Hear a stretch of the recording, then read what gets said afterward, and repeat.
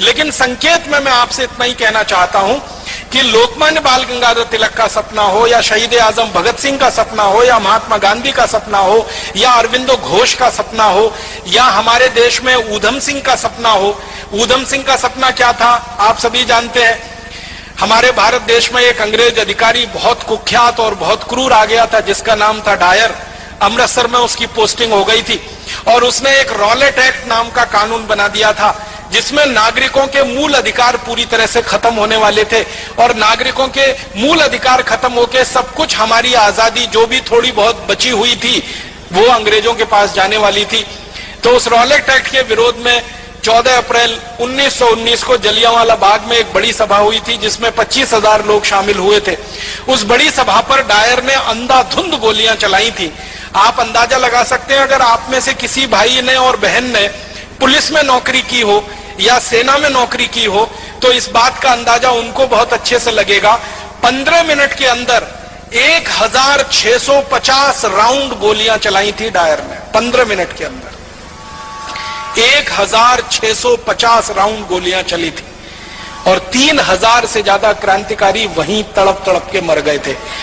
आप में से जिन लोगों ने अमृतसर देखा है, जलियांवाला बाग देखा है, आपको मालूम है जलियांवाला बाग के घुसने के लिए और निकलने के लिए एक ही दरवाजा है। चारों तरफ से वो चार दीवारी से घिरा हुआ है और दरवाजा भी मुश्किल से 4, 4.5, 5 फीट का है। उस दरवाजे पर डायर ने तोप लगा दी थी आके ताकि कोई निकल के भागने ना पाए। और जलियांवाला बाग में एक कुआं है, बल्कि 2 कुएं हैं, अंधे कुएं के रूप में जाने जाते हैं। अंधाधुंध जब 1650 राउंड 1650 राउंड गोलियां चली तो जो गोलियों के शिकार हुए वो तो वहीं पे शहीद हो गए।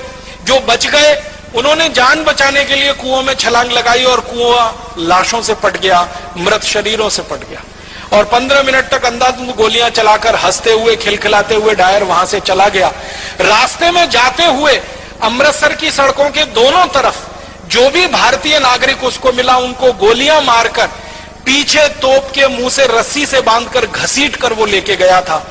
इसका इनाम उसको अंग्रेजों की संसद की तरफ से मिला था, शाबाशी मिली थी, उसकी पदोन्नति हुई थी, उसका प्रमोशन हुआ था और उसको भारत से लंदन भेज दिया गया था और बड़े ओहदे पर। ऊधम सिंह उसी हत्याकांड के समय लोगों के बीच में शामिल थे और आप जानते हैं कि उनकी उम्र मुश्किल से उस समय 11-12 साल की हुआ करती थी। तो उस हत्याकांड के समय जब वो शामिल थे और उन्होंने अपनी आंखों से देखा तो उन्होंने संकल्प लिया था और संकल्प उनका यह था कि जिस डायर ने क्रूरता के साथ मेरे देश के नागरिकों की हत्या की है, इस डायर को मैं नहीं छोड़ूंगा। यह मेरे जीवन का आखिरी संकल्प है। और इस संकल्प को पूरा करने के लिए आपको एक बात और मालूम है शहीद आजम ऊधम सिंह की, कि घर से एकदम गरीब थे, माता पिता का साया उठ चुका था, अनाथ आश्रम में बड़े हुए थे पलकर। माता पिता साथ में नहीं थे, दोनों मर चुके थे। बड़े भाई थे, उनकी मृत्यु हो चुकी थी किसी बीमारी से। अपने परिवार में वो अकेले रह गए थे और उनके पास आर्थिक संसाधन कुछ नहीं थे। तो जब उन्होंने योजना बनाई डायर को मारने की, संकल्प पहले ले लिया और योजना बनाई तो लंदन जाना है, लंदन जाने के लिए पैसे चाहिए, पैसे कहां से आएंगे? तो उन्होंने तय किया कि मैं किसी के सामने हाथ फैलाऊं उससे अच्छा है मैं मेहनत मजदूरी करके पैसे कमाऊं। तो उन्होंने कारपेंटरी का काम सीखा, ये लकड़ी का काम जिसको हम कहते हैं, और लकड़ी का काम करते करते इतने पैसे जमा किए कि अमेरिका गए, फिर अमेरिका से लंदन पहुंच गए। लंदन पहुंच के फिर एक होटल में काम किया पानी पिलाने का, ताकि कुछ पैसे इकट्ठे हों और बंदूक खरीदी जा सके, पिस्तौल खरीदी जा सके। और ये सब काम करते करते शहीद आजम ऊधम सिंह को आप जानते हैं 21 साल लग गए। 1919 में जलियांवाला बाग हत्याकांड हुआ था, 1940 में जाकर उन्होंने अपना संकल्प पूरा कर पाया था। 21 साल वो पैसों के लिए परिश्रम के साथ कहीं ना कहीं अपने जीवन को लगाते हुए संकल्प के लिए जिंदा थे। 21 साल के बाद 1940 में किंगस्टन एक जगह है लंदन में, किंगस्टन पैलेस, वहां पर जब डायर का एक बड़ा कार्यक्रम हो रहा था और उसको मालाएं पहनाई जा रही थी और उसका सम्मान किया जा रहा था, उस कार्यक्रम में ऊधम सिंह पहुंचे थे और अपनी जेब से रिवॉल्वर निकालकर तड़ातड़ 3 गोलियां मारी थी और 3 गोलियां मारकर एक ही वाक्य कहा था कि आज मैंने 21 साल पहले का मेरा संकल्प पूरा किया है और मैं अब इसके बाद 1 मिनट जिंदा नहीं रहना चाहता। 1 मिनट भी जिंदा नहीं रहना है, अब मेरे दिल की इच्छा पूरी हुई है। तो रिवॉल्वर को अंग्रेज अधिकारी के सामने जब उन्होंने सौंपा तो अंग्रेज अधिकारी के हाथ कांप रहे थे, उसको ये लगता था कि ये मुझे भी नहीं मार देगा। तो ऊधम सिंह ने कहा, घबराओ मत, मेरी तुमसे कोई दुश्मनी नहीं है, मेरी तो डायर से दुश्मनी थी जिसने मेरे देश के 3000 लोगों को मारा। क्रांतिकारियों का इतना ऊंचा आदर्श कि जो संकल्प लिया है उसी की पूर्ति के लिए जीवन लगा देना है, उसमें 10 साल लगे, 15 साल लगे, 20 साल लगे, 21 साल लगे, ये शहीद आजम ऊधम सिंह से सीख को मार दिया है, इसलिए इसको इनाम मिलना चाहिए। तो इनाम दिया गया था डायर को, और जिस समारोह में, जिस जलसे में डायर को यह इनाम दिया जा रहा था, उसकी स्तुति गान किया जा रहा था, उसकी प्रशंसाएं की जा रही थी, उसी भरी मीटिंग में ऊधम सिंह बैठा हुआ था। और जब ऊधम सिंह के बर्दाश्त के बाहर हो गई सब बात, तो चुपचाप उठा, मंच तक आया, बड़े आराम से पिस्तौल निकाली और गोली चलाई। डायर वहीं ढेर हो गया।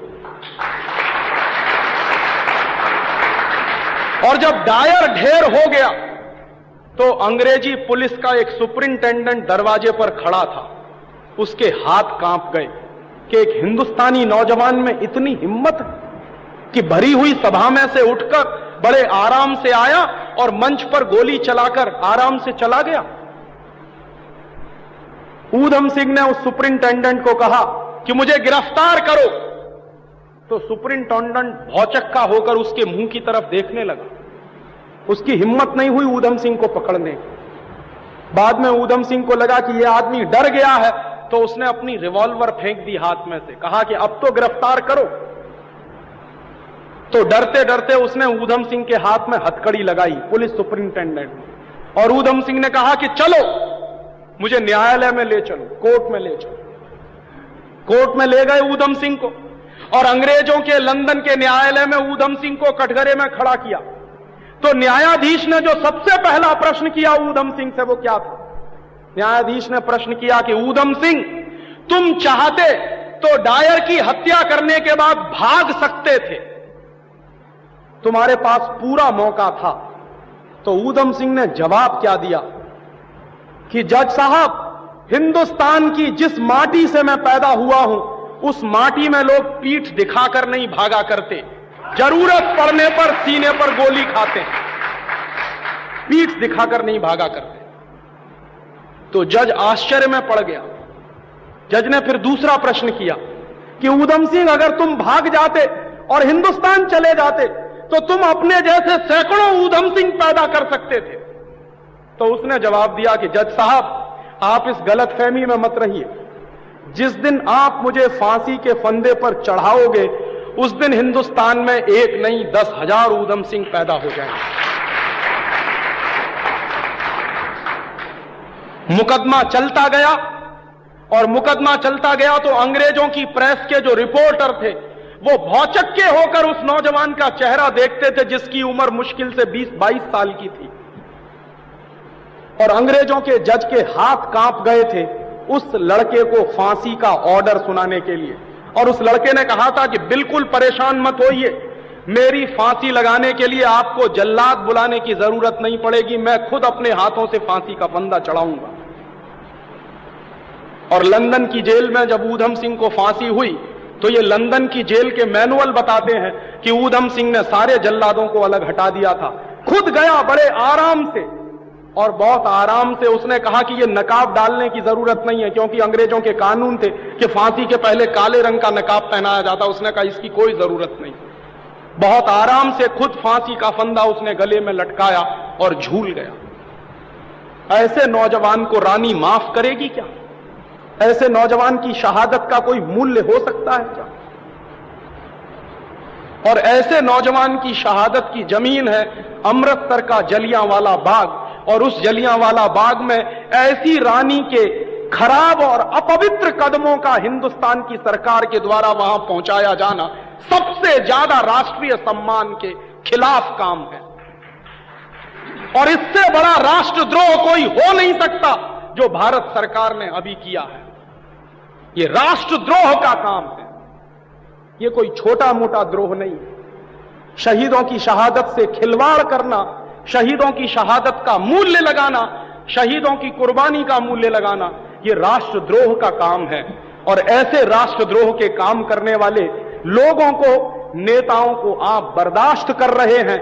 और मैं आपसे इसी निवेदन के साथ अपना व्याख्यान खत्म कर रहा हूं कि ये इतने बड़े प्रश्न हैं जो आपके बीच में मैंने उठाए हैं, इनका जवाब तलाशिए।